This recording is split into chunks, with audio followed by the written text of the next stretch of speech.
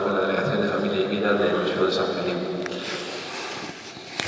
Consciente inquietud desde hace mucho tiempo por todos los temas que tienen que ver con aspectos éticos, especialmente bioéticos, sea del inicio o del final de la vida. Y dentro de esta jornada por la vida, que es la que celebramos el día 25 de este mes de marzo, el Día por la Vida, y de acuerdo pues, con los obispados de San Felipe, de Tarrasa y el Arzobispado de Barcelona, pues tenemos lugar a estas dos presentaciones. Una primera, pues hoy, pues hablando de este punto, pues el aborto es una liberación o es un sufrimiento, y la semana que viene, pues también hablando de la eutanasia, que es una muerte digna o no. Sin más preámbulos, también saludo a la gente que nos sigue por internet y dice que estamos en directo. Pues vamos a empezar. Y yo lo primero que quería deciros es que hablar del aborto es desagradable. Es decir, yo soy el primero, pues es un tema que no me gusta. Y en cierto modo, pues creo que a nadie le gusta este tema, pero es un deber ante el gran desconocimiento de lo que eso es, de lo que eso significa. Y que es un deber ético, romper el silencio en favor de los que no tienen voz y pueden ser matados. Creo que es un deber de justicia y es un acto de amor a la vida, un acto de amor a la verdad del hombre y de la mujer. Y agradeceros por vuestra presencia aquí. Muchas gracias por querer escuchar una explicación sobre este tema tan importante, aunque quizá en algún momento, porque vamos diciendo, pues nos puede incomodar o herir un poco la sensibilidad. La gente que está a favor del aborto se opone mucho a ver qué es un aborto, se habla mucho del derecho, pero después oculta muchas veces la realidad de lo que ahí pasa. Bien, intentando situar la realidad, pues desde cuándo hay una vida humana nueva, una nueva vida humana. Básicamente hay tres características. De que haya un nuevo matrimonio genético, 23 cromosomas que vienen del padre, 23 cromosomas que vienen de la madre, forman el cigoto. El que tenga capacidad en esa célula de autorregular su propio desarrollo. Casi todas nuestras células de nuestro organismo tienen 46 cromosomas y no decimos que sean cigotos. Las células de la piel, las células de nuestro riñón, las células de nuestro hígado tienen 46 cromosomas, pero no son capaces de desarrollar una persona. Entonces, esa célula sí tiene esa potencialidad, esa totipotencialidad para dirigir su propio desarrollo. Y también, un aspecto muy claro y evidente, es la continuidad desde la fecundación con el resto de la vida. Sea una vida que dura quizá unos días, unos meses, unos años o muchos años. Sería importante que nos pudiéramos preguntar nosotros también, ¿cuándo yo empecé a existir? Creo que nos ayudaría un poco en esta reflexión que ahora empezamos. ¿Desde cuándo hay más que unas células humanas? La vida del óvulo, el gameto femenino, se estima que tiene una vida cuando, pues, como veis en el dibujo, esto es la almendra, digamos, grande de abajo, pues es el ovario, y se prepara lo que se llama el folículo, se rompe el folículo, que sería como esa bolsa suelta, que se ve como una violeta, que sería pues el óvulo. El óvulo que es captado por esa especie de embudo, que son las fimbrias, y pasa, digamos, a hacer el recorrido por la trompa de Falopio. Bien, ¿cuánto vive esa célula? Pues se estima que unas 24 horas. Una vez se ha desprendido del folículo. Los espermatozoides, depositados en el coito de la vagina de la mujer, viven unas horas, porque es un medio ácido y allí sobreviven poco tiempo. Pero enseguida, si tienen una adecuada movilidad, pues ascienden por el túnel del útero y se esconden en una especie pues, como de cuevas, que son las criptas que hay y que se agregan en el moco del cuello del útero, y allí pueden sobrevivir porque es un medio rico y que les da vida hasta 5 días. Pero no más. Si no se fusionan esos dos gametos, el espermatozoide y el óvulo, finalmente, pues, al cabo de pocos días no pasa nada. Pero si se fusionan, su vida se puede prolongar muchos años. Hay ahí realmente un paso muy importante. Y sería bueno preguntarnos qué somos, qué es el ser humano. Y eso depende del punto de vista. Podemos decir, químicamente, pues ya, somos hidrógeno, oxígeno, carbono, calcio, potasio, nitrógeno, sodio, cobre. Los elementos, no los tenemos todos, pero muchos de los elementos de la tabla periódica que estudiamos pues, hace años. Desde una perspectiva más bioquímica, pues diríamos, pues somos agua, somos proteína, somos grasas, saturadas, monoinsaturadas de muchos tipos, hidratos de carbono, sales minerales, etc. Desde una perspectiva biológica, pues hablaríamos de un ser pluricelular. Una bacteria es un ser unicelular, nosotros somos un conjunto de millones y millones de células. Si quieres decir, somos un montón de células, sí, diferenciadas en tejidos diferentes y además funcionando coordinadamente e integradamente. Uno puede decir, pues mira, biológicamente pues es un mamífero bípedo. No vamos a cuatro patas, sino que vamos pues, con dos. Filosóficamente, pues mira, podemos hablar de que somos sustancia individual de naturaleza racional. Sobre Boethius, en el siglo VI, pues nos describe el hombre pues, desde esa perspectiva. O Heidegger, en el siglo XX, pues nos dice que el hombre es un ser para la muerte. Así podemos ir añadiendo perspectivas que resaltan algún aspecto de la persona. Antropológicamente, pues somos un animal sociocultural, o somos cuerpo y alma. O somos, siguiendo un poco más con el modelo que es, a veces usamos esa expresión, somos un ser biopsicosocial y a veces también pues, se acuerdan de añadir y espiritual, con un poco las dimensiones de la persona. ¿Es verdad eso? Sí. Pero y finalmente también podemos, desde un punto de vista espiritual, pues mira, nosotros más siendo creyentes, pues somos criatura de Dios, pues, muchas religiones pueden entenderlo igual, como judíos o como cristianos, pues también entendemos que somos imagen y semejanza de Dios, y como cristianos, pues que somos hijos de Dios, ¿no? Habrá quien crea en la reencarnación y quizá también tenga alguna visión en este sentido. Todo esto lo digo un poco porque cuidado con a veces una cierta manipulación, decir, ¿qué es el hombre? Pues bueno, pues depende de la perspectiva que tenga, pero puedo quedarte solo con la perspectiva porque sería parcial reduccionista, sería incompleta y hasta qué punto si te quedas solo en ello, falsa. Sí, pues somos simultáneamente muchos de los aspectos descritos anteriormente. Y busquemos la complementariedad entre estas diferentes perspectivas, porque no son contradictorias, sino son complementarias. Pienso que puede ir deprisa, pero en cierto modo tener un poco de pistas del desarrollo de la vida humana inicial, porque dices, bueno, se habla mucho, no somos llenos de palabras, pero de falta de contacto más con la realidad, ¿no? Decimos, tenemos un periodo prenatal antes de nacer.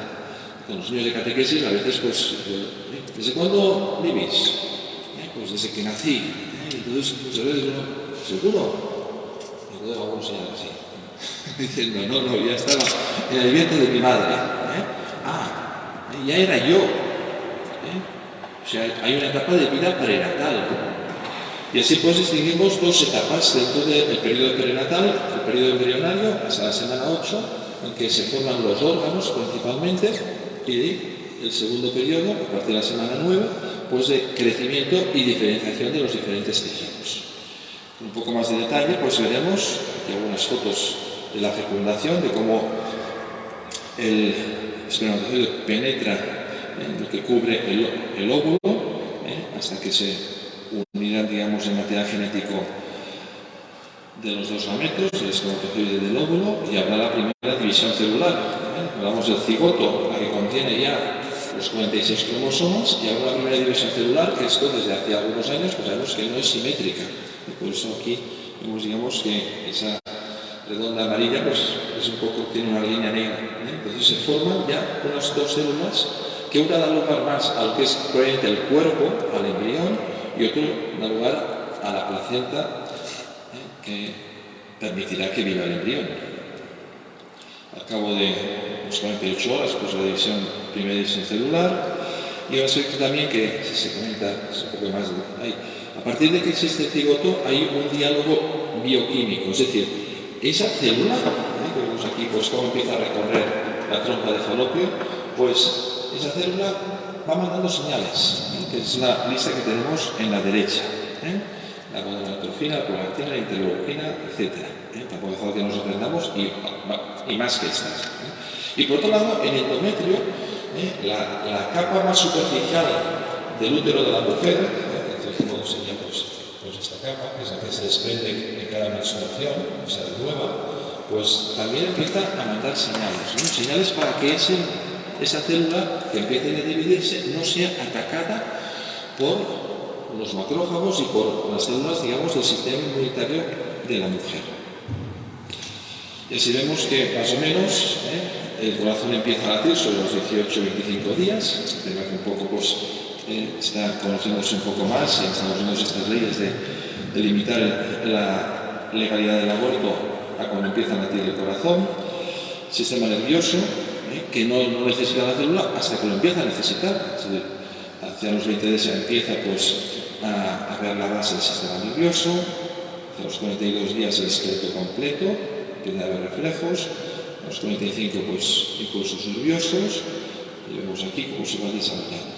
A las 6 semanas el corazón del embrión y del feto late a mucha velocidad, no queda muy impresionado, si oyes el latido fetal, ¿no? Porque está pues a 120, 140 latidos por minuto, ¿no? Es lo fisiológico, es lo normal, ¿no?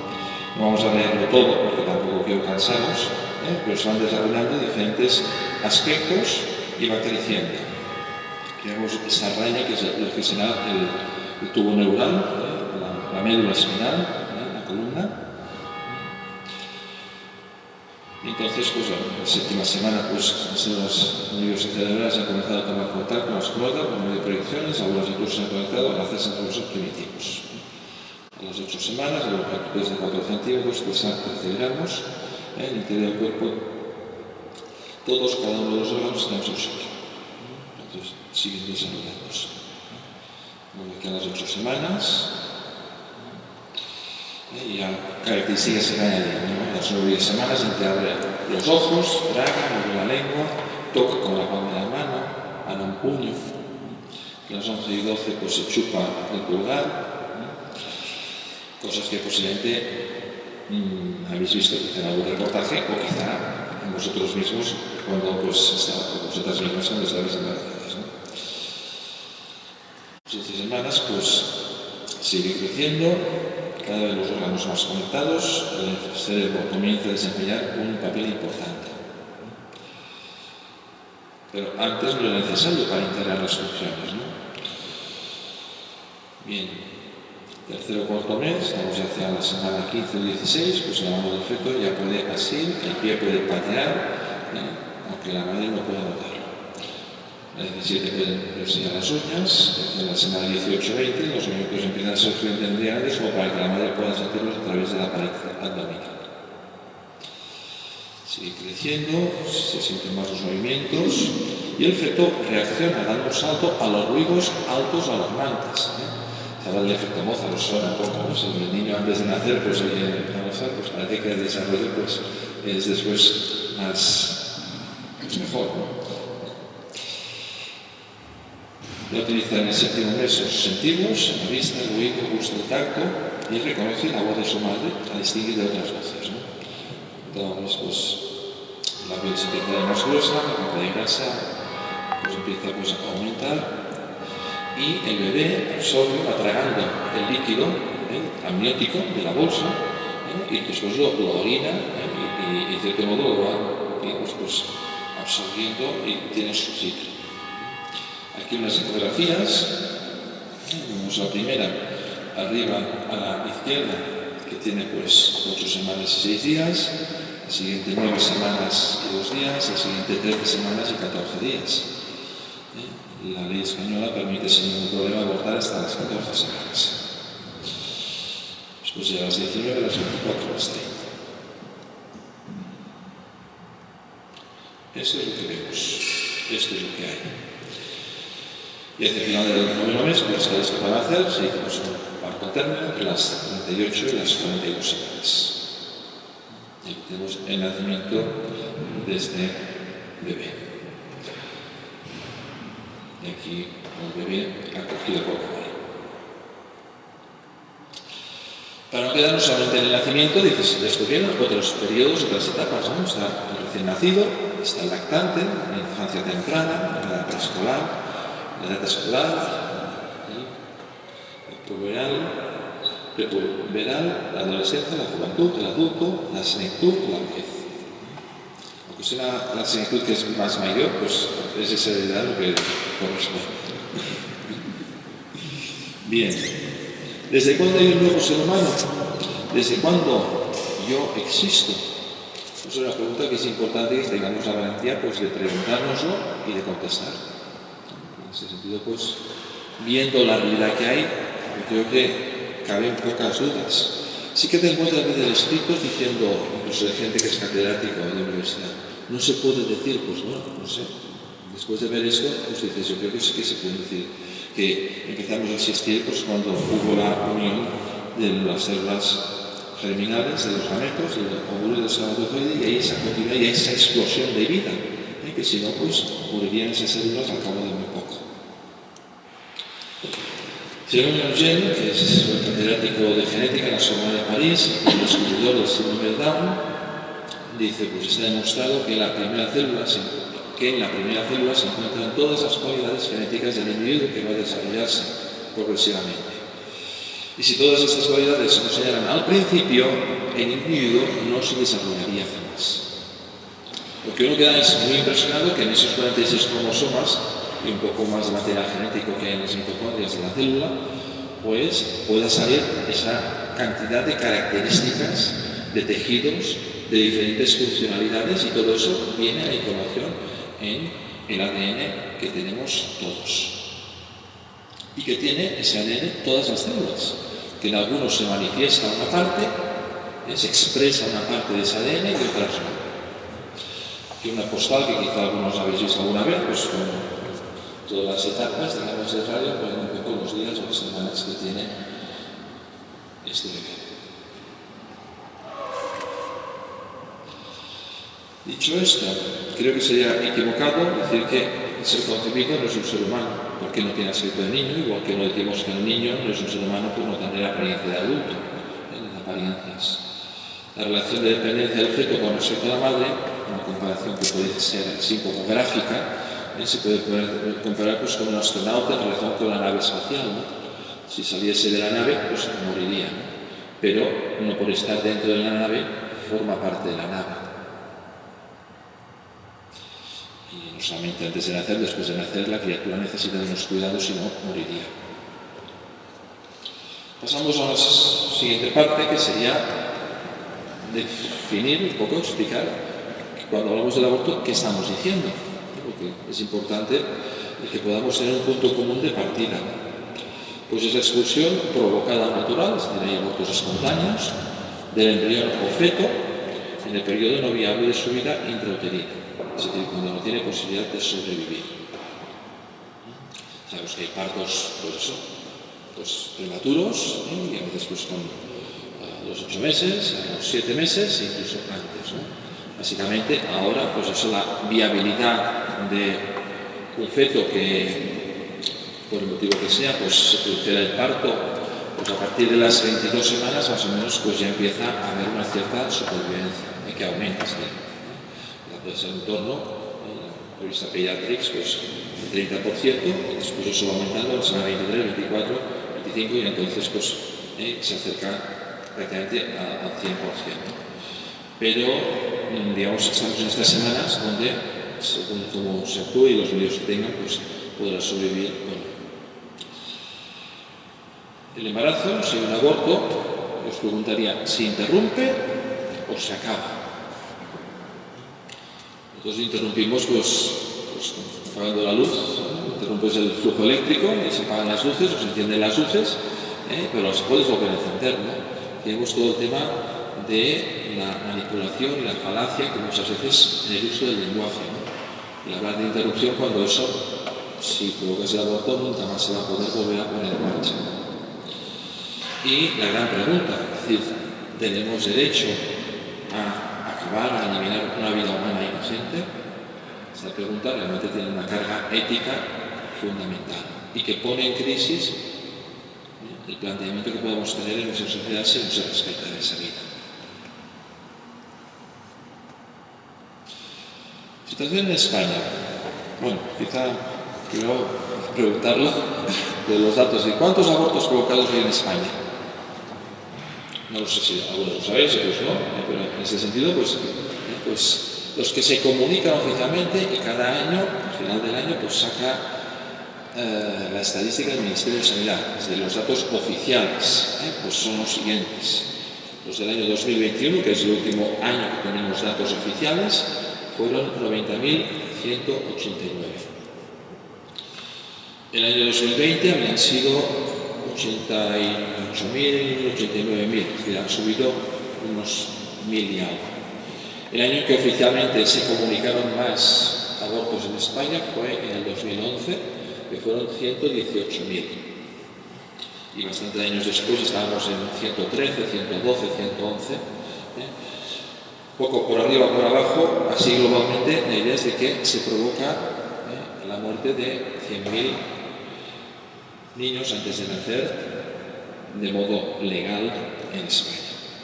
En el año 2021 los nacimientos fueron pues, de 337.000, que bajó bastante el año 2020 con la pandemia, y el 21 siguió bajando casi un 2% más. Por lo tanto, de cada 3 niños que vemos, 3 niños y un poco más, de cada 7 niños que vemos, habría 2 niños abortados. Esta sería cuando vemos a veces por un grupo, pues aquí faltan pues, algunos niños que no han llegado a nacer. Algunos sabréis que la legalización del aborto en España fue en el año 1985 con Felipe González y que se hacía como una excepción entre supuestos, violación, riesgo para la salud psíquica o física de la madre y anomalías o posible riesgo de anomalías o enfermedades en el feto. Durante muchos años, el 98% de la causa aducida para abortar legalmente en España pues fue el posible riesgo para la salud psíquica de la madre. Y era en cierto modo pues, un fraude de ley y lo que llamamos una ley coladera. Hubo el caso del doctor Morín con varias clínicas que tenía en Barcelona y cercanías, haciendo abortos en fetos avanzados, ya prácticamente en el tercer trimestre, a los 24, 28, 30 semanas. Y entonces pues, hubo toda una situación pues, de denuncia, etc. Y se aprobó por el gobierno de Rodríguez Zapatero en el año 2010 una nueva ley que aún facilitaba más las cosas y planteaba no como una excepción porque había una colisión de intereses entre la madre y el derecho a la vida de la criatura, sino un derecho. Eso es un derecho libre hasta las 14 semanas. Hasta las 22, si viene alguna enfermedad o alguna anomalía en la criatura, mejor dicho, si hay riesgo, tampoco es que muchas veces esté 100% seguro, y también si hay algún riesgo para la salud de la madre. Y entonces, pues ahora hemos visto cómo, aparte de que esta ley recurrida desde el año 2010 ha estado en el Tribunal Constitucional y aún está, durante 13 años sin que se diera la sentencia si era constitucional o no, porque la primera ley de Felipe González, pues en este sentido, pues le hicieron un poco entrar en calzador, porque la Constitución española dice que todos tienen derecho a la vida, pues ahí estaba como parada esta ley sin sacar adelante la sentencia del Tribunal Constitucional. Sabéis que se ha renovado el Tribunal Constitucional y que la mayoría pues, que hay ahora actualmente pues, no tiene ningún escrúpulo en decir que eso es constitucional y el papel lo aguanta todo. Tristemente no estamos en esta situación. Además se ha añadido la reforma de la ley de Zapatero. Pero antes de la reforma de la ley de Zapatero, que se aprobó definitivamente el pasado día 16, también ha habido una reforma del Código Penal para evitar el ofrecimiento de ayuda ante los centros abortistas. En ese sentido, cualquier cosa que pueda ser, que alguien pueda decir que es una molestia, pues se, digamos, subraya en que eso pues, está penalizado. El delito de coacción en la ley española ya está penalizado pues, por cualquier otro motivo, pero ahora de modo especial, si eso ocurriera delante de una clínica donde se hacen abortos, y sea pues cada mujer que va a entrar en ese lugar o sea algún trabajador, ¿no? Pero ¿cuántas denuncias ha habido sobre este tema en los últimos 20 años en España? Yo no tengo conocimiento de ninguna. En el fondo lo que hay ahí es una actitud, digamos, de anular ese clamor y esa ayuda que se le presta a la mujer que duda y que se plantea el aborto y que está a punto de realizarlo, ¿no? Seguramente conoces personas pues, que están a punto de abortar y lo que es importante es tener ayuda. Siguiendo un poco con la reforma que se ha aprobado el día 16 de febrero y ha entrado en vigor el 2 de marzo, pues eso vuelve a incorporar lo que Papé pues, quitó de que se puede abortar con 16 o 17 años. La ley también incluye que se aborte con menos de edad, recurriendo a un juez si los padres no lo autorizan. Obliga al registro de objetores de conciencia, que veremos eso al final cómo se termina haciendo. Se eliminan los 3 días de reflexión que Zapatero había puesto en la ley del 2010. Eso, si se hace bien, tiene un valor muy importante. En Alemania, casi la mitad de las mujeres han de pasar por un comité de asesoramiento que les dice todas las ayudas que hay. Y hay como una actitud, el aborto es legal, pero como una actitud positiva a que intentar frenar eso, ¿no? Y casi la mitad se lo piensan y tienen adelante el embarazo. De tal manera que en España tenemos casi tantos abortos como en Alemania. En Alemania están diciendo un poco menos. Y eso también, dices, ¿qué actitud puede haber ahí detrás, no? En cierto modo. Después, sin tener obligación de dar información sobre ayudas alternativas, que antes la ley de Zapatero pues mandaba dar esa información, creo que no siempre se cumplía, pero en principio la ley lo mandaba, ahora solo si lo pides y te darán información sobre ayudas públicas, no privadas.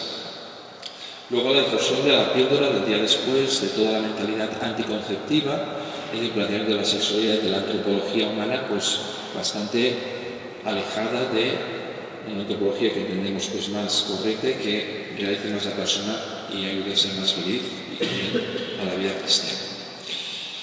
Y también la formación sobre aborto de los profesionales de la salud, un tema que también esta reforma pues insiste.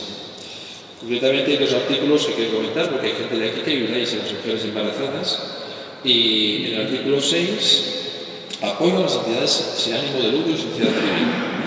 Las administraciones públicas promoverán y fortalecerán la participación de las entidades sin ánimo de lucro, asociaciones, organizaciones sociales, organizaciones sindicales, empresariales, más representativas, etcétera, etcétera, pues en todo lo que es el ámbito de la salud de los derechos sexuales y reproductivos. Y dice al final, quedarán excluidas de este artículo aquellas organizaciones contrarias al derecho recogido en la presente ley orgánica de interrupción voluntaria del embarazo. Esto también me parece muy grave. Y insiste en este tema en el artículo 26 de la reforma que se ha aprobado. En la parte final, pues también vuelvo a decir, quedarán excluidas de este artículo, del apoyo a entidades sociales especializadas, quedarán excluidas de este artículo aquellas organizaciones contrarias al derecho recogido en la presente ley de interrupción voluntaria del embarazo. Creo que, no sé si, creo que es bastante justo decir que es una ley sectaria, que en este sentido, pues, bastante excluyente. Quizá también conviene recordar, en el tema que estamos tratando hoy, para situarnos, pues, las principales formas de provocar un aborto. Ha tardado bastantes años en introducirse, porque la píldora abortiva, la ley 486, que el componente químico es la mifepristona, pues ya hace, pues yo creo que casi 40 años que eso se investigó en unos laboratorios, y en cierto modo se ha ido introduciendo, diría que bastante poco a poco. También tiene sus complicaciones y también provoca una situación bastante dolorosa e incómoda, ¿no? El sangrado que provoca la mujer sobre su casa. Bien, se usa normalmente hasta las 8 o 9 semanas, aunque hay algunos protocolos que la están empezando a extender a más semanas. En principio no se podría ir al quirófano, y es importante porque a veces se confunde con la píldora postcoital. Una cosa, la píldora abortiva que se da cuando la mujer sabe que está embarazada y se puede dar hasta estas 8 o 9 semanas, pero otra cosa diferente es la pareja que ha tenido relaciones sin protección o ha habido algún imprevisto y se va a tomar la píldora postcoital al cabo de unas horas o al día siguiente. Son 2 píldoras diferentes. ¿vale? Muchas veces se confunde. Entonces, otro sistema pues, empleado para el aborto pues, es la succión-aspiración. En algunas películas pues, la habéis visto pues, esa aspirador, digamos, pues, que extrae pues, los miembros, las partes del feto. Después está la dilatación y extracción, es decir, el legrado.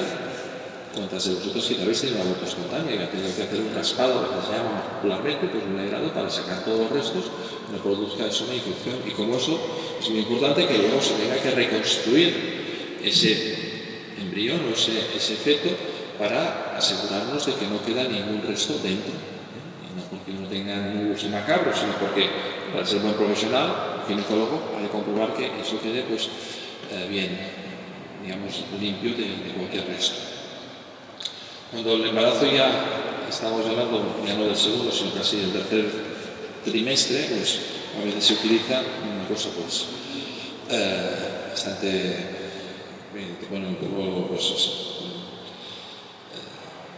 que se apunta, ¿no? Es decir, la inyección intrauterina de suero hipertónico, es decir, de provocar la quemazón, digamos, del bebé y que se provoque el parto y la salida del feto muerto, ¿no? A veces, si ya también está muy avanzado el embarazo, pues será incluso por cesárea.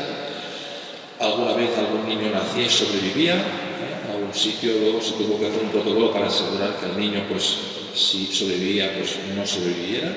Y por eso alguna vez oís a alguna persona que ha sido superviviente de un aborto, porque es un aborto muy tardío, lo dejaron quizá ahí, pensaron que estaba muerto y al final pues empezó a respirar y salió adelante.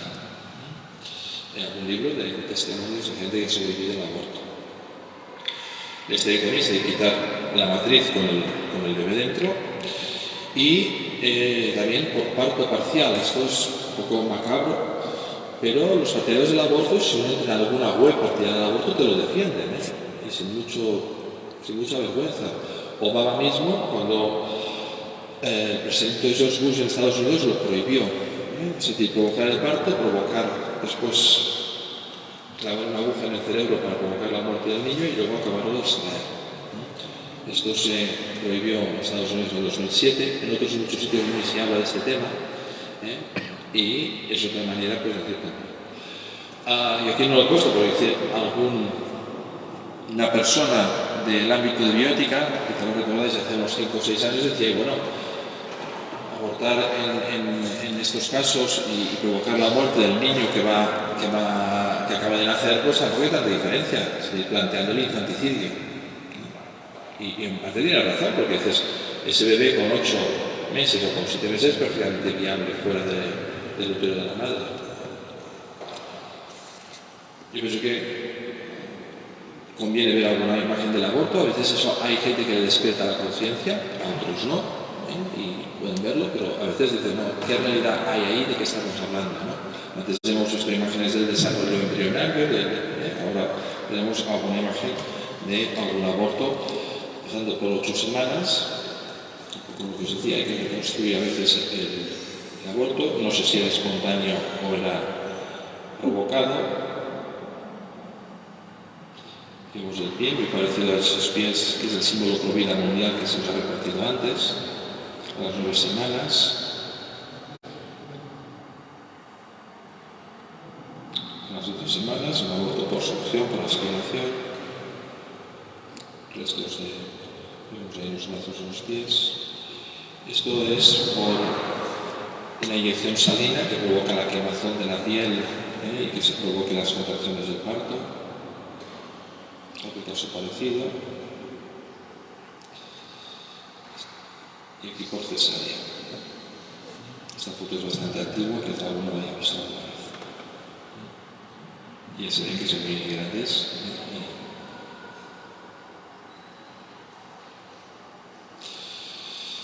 Bien. Consecuencias para la mujer. Pues habla muy poco de ello. No puedo decir sí, ¿no? Tiene que alimentar una criatura más. Pero eso muchas veces no deja, digamos, igual a esa mujer. Y hablamos del síndrome posaborto, que se considera una variante del trastorno de estrés postraumático. sino será más de los soldados que han estado en la guerra luchando en situaciones de gran tensión, de gran riesgo para su vida y que les crean unas secuelas psicológicas tremendas, ¿no? Bien, primero hemos de ser honestos, ¿eh? Es un tema discutido y complejo en que hay defensores y detractores. Y concretamente, actualmente este síndrome no es reconocido en un libro que es, como quien dice, la Biblia para los psiquiatras. Es el Manual de Diagnóstico y Estadística de los Trastornos Mentales, que suena la abreviatura DSM. Esto lo edita, lo establece la Sociedad Americana de Psiquiatría. Entonces dices, si hay una enfermedad mental o un trastorno mental, pues ha de estar ahí recogido con las características que ha de tener. De momento, ahí no se reconoce que esto esté pues considerado como un síntoma. Y tampoco por la Clasificación Internacional de Enfermedades, el CIE-10, que depende eso de la Organización Mundial de la Salud. También hay que decir que la Asociación Americana de Psiquiatría en el año 1969 se declaró a favor del aborto, por tanto tampoco es que sean neutros. Y la Organización Mundial de la Salud sabemos que es activamente a favor del aborto y más en los últimos años, de manera descarada, antes eran más discretos.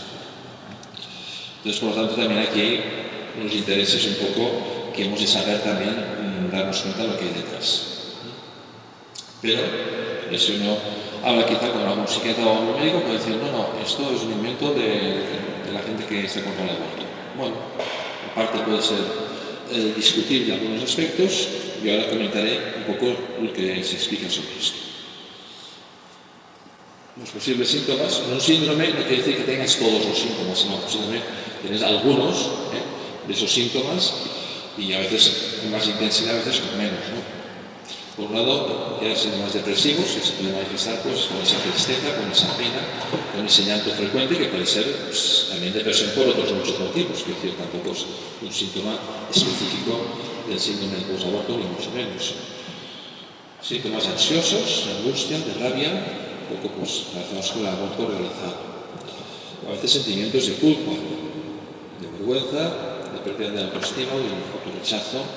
Y a veces la incapacidad de perdonarse por el aborto. Un poco después daremos el proyecto Raquel, que trabaja mucho todo este tema de sanar y saberse perdonar y encontrar el amor de Dios que también perdona pues, el aborto. Que alguien haya podido animar a hacer, de alguien haya podido provocar en sí mismo, o haya colaborado de alguna manera.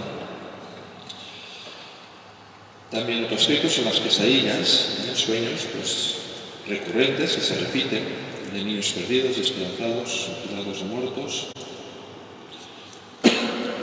Ya no pesadillas, sino pensamientos recurrentes también sobre el aborto, la criatura abortada, a veces ilusiones o pseudo-alucinaciones auditivas, como oír el llanto del niño, fantasías reiteradas de cómo hubieran sido las cosas si no hubiera abortado, pensar ahora esa criatura pues tendría 5 años, ahora tendría quizá 15 y eso pues pesa, ¿no? De cierto modo.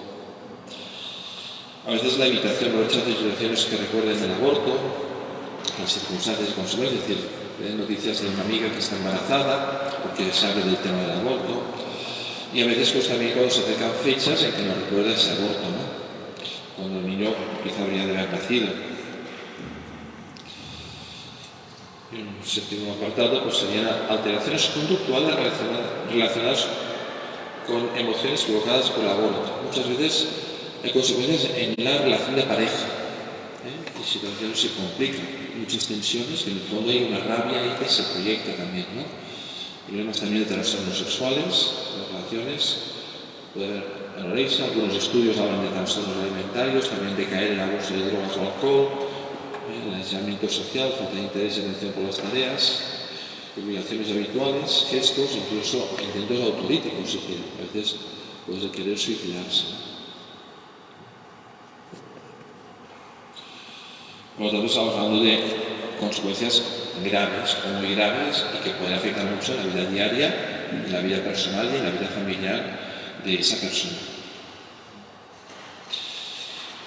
Faltan estudios, faltan más estudios epidemiológicos en poblaciones grandes sobre el síndrome de posaborto que aporten una confirmación diagnóstica que permita la incorporación a estas clasificaciones que antes os decía. En parte esto podría deberse que están en juego intereses ideológicos, no solamente sanitarios y descriptivos de lo que es verdaderamente un síndrome.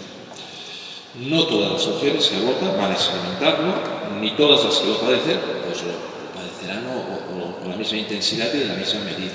Es decir, no esperemos un patrón fijo.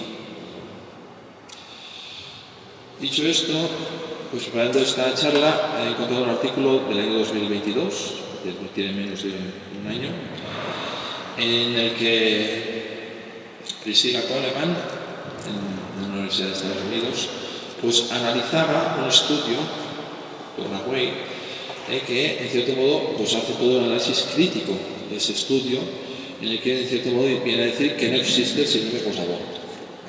Entonces este artículo pues argumenta pues a favor de que sí que hay muchos signos y estudios en ese sentido. Él no presenta un estudio, sino que hace referencia a otros autores que ahora yo os voy un poco a poner rápidamente. Sobre todo serán estudios a gran escala, con muestras de población bastante numerosas, y que cita en ese artículo Coleman. Un artículo de la China. Bueno, el autor es de la China, en el 2013, con más de 20.000 mujeres, y de las cuales 7.683 tuvieron un aborto, ¿no?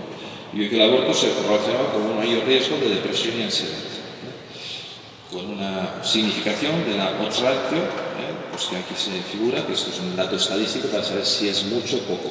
Diría que es significativo, pero tampoco es que sea súper exagerado. Veréis que en algunos otros hay más, un dato superior.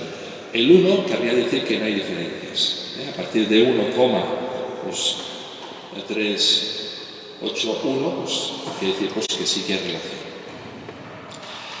Y muchas veces, por ejemplo aquí dice, se hicieron grupos que fueran comparables, por edad, por educación, por los ingresos, por las residencias, es decir, que los estudios bien hechos a nivel estadístico, no deben comparar grupos que sean muy diferentes.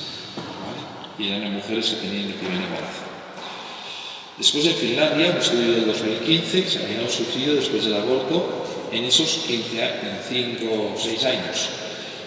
Y vio que el suicidio era 2 veces mayor, incluso después de un protocolo que se aplicaba a las mujeres, una serie de sesiones, a las mujeres que habían abortado. Es decir, se aplicaba una atención especial para que eso no sucediera, pero a pesar de esto pues había una proporción doble de suicidios en ese grupo de mujeres. En los estudios de Estados Unidos del 2016, pues también vemos que el aborto se asocia a un mayor riesgo general de trastornos de salud mental. En China, otra vez, pues con una muestra de 5.115 mujeres, Shanghái, Beijing y en esta otra ciudad, Guangzhou, el aborto pues, se asoció pues, también a más ideación suicida. Una cosa es ideación y otra cosa es que lo hayan cometido. Es importante también distinguir y no mezclar, ¿no? Y también en muestras en grupos control pues, muy semejantes, pero vemos que la asociación fue muy fuerte. Vemos que la OR pues estaba en 337 y la otra pues en 298. Pues la vinculación, la probabilidad era bastante más fuerte. Un estudio en Alemania, pues el aborto inducido se asoció posiblemente con el riesgo de trastornos psiquiátricos, sin entrar a especificar exactamente cuál.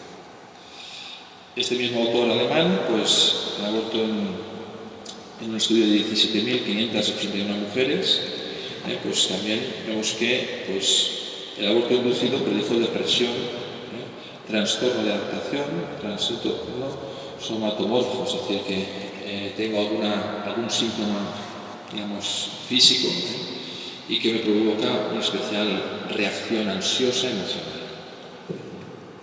Y un estudio que se alargó durante 10 años. Otro estudio en Corea, con 5.133 mujeres, pues también relaciona el aborto pues, con estos temas de depresión. 2020, pues en Italia, pues también relaciona el tema del aborto con un poco más de riesgo de suicidio, mejor dicho, tasas de suicidio. Bien, después de ver estos estudios, uno dice, hombre, ¿qué está pasando para que no se reconozca la importancia de este tiempo? Pues quizá hemos de hacer más estudios todavía y que tenga más fuerza como para que esto pues un poco pues, pueda ser reconocido, ¿no? Hay psiquiatras que, claro, que sí que lo evalúan y lo detectan, pero muchas veces la mujer no habla de este tema espontáneamente y puede ser causa de esa situación de trastorno, de ansiedad o de depresión que no sabe a veces de dónde puede venir. El Papa Francisco, y pienso que se puede aplicar a lo que estamos hablando ahora, dice: veo con claridad que lo que la Iglesia necesita con mayor urgencia hoy es la capacidad de curar heridas y dar calor a los corazones de los fieles, cercanía, proximidad. Pero la Iglesia es un hospital de campaña tras la batalla. Hay que curarle las heridas. Ya hablaremos luego del resto. Curar heridas, curar heridas. Hay que comenzar por lo más elemental. Nos puede producir pues mucho dolor, todo lo que acabamos de comentar, pero hay que mirar al futuro y justamente pues nosotros desde la misericordia que Dios nos enseña, pues ahí nos toca pues estar también para curar heridas y recuperar el amor que esas personas muchas veces pues han perdido. La cultura de la muerte deja muchas víctimas, porque el pecado pues, siempre destruye al que lo comete, destruye al que lo sufre. Así, la cultura de la muerte tiene también muchas víctimas y estas víctimas son la mayoría invisibles, y lo son porque toda esta cultura de muerte está basada en la ocultación y en la mentira. Algunas de ellas, de estas víctimas, se están empezando a hablar tímidamente, como las mujeres que sufren ese síndrome del posamuerto. Y prácticamente, pues, para acabar, bueno, sí que algunas referencias de grupos, como estáis aquí, y quizá algunos más existen, pero pues desde hace 40 años se está haciendo Provida en Cataluña, que ayuda a mujeres embarazadas. Existe un grupo de religiosas que se llaman las Servas de la Pasión, que también tienen el carisma especial de ayudar a las mujeres embarazadas en dificultades. Desde hace unos 10 años pues, se fundó Casa Guadalupe, en Sala y Tarrasa. Desde hace unos 8 años pues, se ha fundado también el Hogar de María, con unos 12 sedes en Cataluña y 3 o 4 en Madrid, desde hace unos 8 años. Luego Maternity, no sé desde cuántos años funciona, pero quizá 4 o 5 también, pues que está en Barcelona y también en Madrid. Y otros grupos, en Madrid también hay más grupos. La Red Madre, aquí en Cataluña pues no es que funcione mucho. Todo esto ayudando a las mujeres vulnerables que necesitan ayuda, ¿no? Y que muchas veces lo que te ofrecen en el ambulatorio, pues fuera del aborto es poca cosa más, ¿no? Es triste decirlo, muy triste, pero es la realidad. Y para superar pues, el aborto que uno haya podido pues, provocar, colaborar, acompañar, sea la mujer o a veces sea la pareja de esa mujer, ¿no? Pues está en el proyecto Raquel, que empezó en Estados Unidos hace unos 30 años, un poco más. En España llegó hace unos 10 y pues que también hace todo un seguimiento y acompañamiento de la mujer que ha abortado para recuperar su dignidad, recuperar la serenidad, recuperar también el abrazo de Dios y recuperar su vida. Y eso es importante también darlo a conocer porque está funcionando en bastantes obispados de Barcelona, pero en las parroquias gitanas nos falta hacer más propaganda. Sabemos que abortan muchas mujeres cada año. Si uno hace la proporción, tantas población tiene Saint Just, tanta población tiene mi barrio, tanta población tiene... pues salen tantas mujeres que han abortado en este año, vecinas mías, ¿no? Bien, unas propuestas para el futuro, que recemos, que pidamos también que se rece. En la parroquia donde yo estoy, pues hemos empezado hace poco más de un año una oración, una hora santa. Se hace por muchos motivos, pues una hora santa por la vida.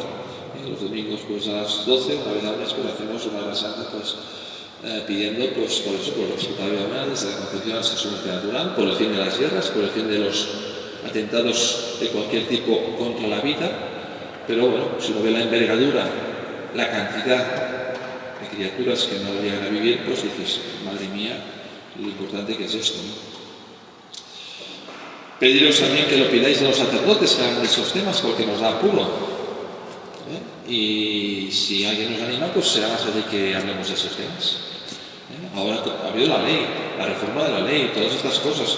¿En cuántas misas habéis oído hablar de estos temas?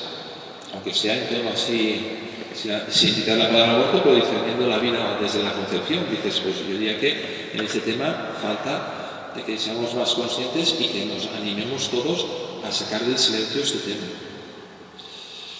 Una posibilidad es pues, visitar el Museo de la Vida, que está en la parroquia de la Medalla Milagrosa de Barcelona. ¿Cuántos lo conocéis? Casi el 25%. Bueno, entonces, pues bueno, es otro recurso que también tenemos muy cerca, es que es poco conocido, ¿no? Leer documentos y textos, especialmente yo recomiendo la encíclica que dedica a San Juan Pablo II al aborto y a la eutanasia. El Evangelio de la Vida está muy bien escrita, se lee muy bien. Yo tiene más de 25 años, pero uno lo lee y lo encuentra súper actual, porque está ocurriendo lo que ahí ya se decía. Quizá apuntarse a un cursillo de bioética, quizá escribir a la prensa, llamar a la radio. ¿Cuántas cartas al lector he escrito el último año? No lo sé, pero quizá tocaría. ¿Cuántas veces he llamado a la radio para decir, hablen de este tema, me gustaría saber de este tema y qué pasa con esto? Bien, y luego, pues también a nivel de las diócesis, a veces pues, damos un poco de formación, pues también será bueno acudir, como estáis vosotros hoy aquí, ¿no? En esta sesión, pues queriéndonos un poco formar y que quizás eso pues, también se puede llevar a las parroquias, ¿no? Se habla del aborto, se habla de los cuidados paliativos, no siempre de cosas de muerte y de así, es decir, alternativas, ¿no? Sobre todo el tema pues, que hacer pues, en favor de las personas dependientes o que tienen ELA, es decir, hay todo un ámbito de cultura de la vida que sería muy bueno saber y conocer más, ¿no? Con el tema de la sedación paliativa, pues cómo hay que entenderlo, cómo hay que saberlo reconocer. Yo finalmente os invitaría, antes de ver un vídeo de la Madre Teresa de Calcuta, pues eso, deciros que se necesita gente que quiera hacer de verdad el apostolado como voluntario en favor de la vida. Diría que hay grupos en Barcelona y aquí en Cataluña, pero muchos que funcionan con muy pocos medios humanos, materiales también, pero humanos también. En este sentido, si alguno dice, quizá pues yo podría dar ese paso, pues yo os animaría a que vinierais y a poneros en contacto con alguna de estas entidades. Lo podéis preguntar a mí o bastantes de los que están por aquí pues están metidos en grupos del Proyecto Raquel, de Provida, de Hogar de María, etc. Pues muchas gracias a todos y acabaríamos, si os parece, pues viendo las palabras que dijo la Santa Teresa de Calcuta cuando recogió el premio Nobel. Algunos de esto ya seguramente lo habéis visto alguna vez, pero pienso que hoy está muy bien que podamos recordar.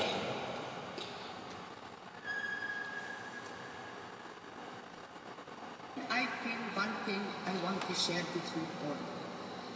The greatest destroyer of peace today is the crime of the innocent, unborn child. If a mother can murder her own child in her own womb, what is left for you and for me to kill each other? Even in the scripture, it is written, even if a mother could forget her child, I will not forget you. I have carved you in the palm of my hand. Even if mother could forget. But today, millions of unborn children are being killed. And we say nothing. In the newspapers, you read numbers of this one, that one, this big, this one, but nobody speaks of the millions of little ones who have been conceived with the same life as you and I, with the life of God. And we say nothing. We allow it. To me, the nations who have legalized abortion, they are the poorest nation. They are afraid of little one. They are afraid of the unborn child. And the child must die because they don't want to give one more child. When you get one more child, the child must die. And here I ask you, in the name of these little ones, for it was that unborn child that recognized the presence of Jesus when Mary came to visit Elizabeth, her cousin. As we read in the Gospel, the moment Mary came into the house, the little one in the womb of his mother leaped with joy, recognized the Prince of Peace. And so today, let us here make a strong resolution. We are going to save every little child, every unborn child, give them a chance to be born. And what we are doing, we are fighting abortion by adoption. And the good God has blessed the work so beautifully that we have saved thousands of children, and thousands of children have found their home, where they are loved, they are wanted, they are cared. We have brought so much joy in the homes that there was not a child. And so today I ask, since His Majesty is here, and before you all, you come from different countries, let us all pray that we have the courage to stand by the unborn child and give the child an opportunity to love and to be loved. And I think with God's grace, we will be able to bring peace to the world.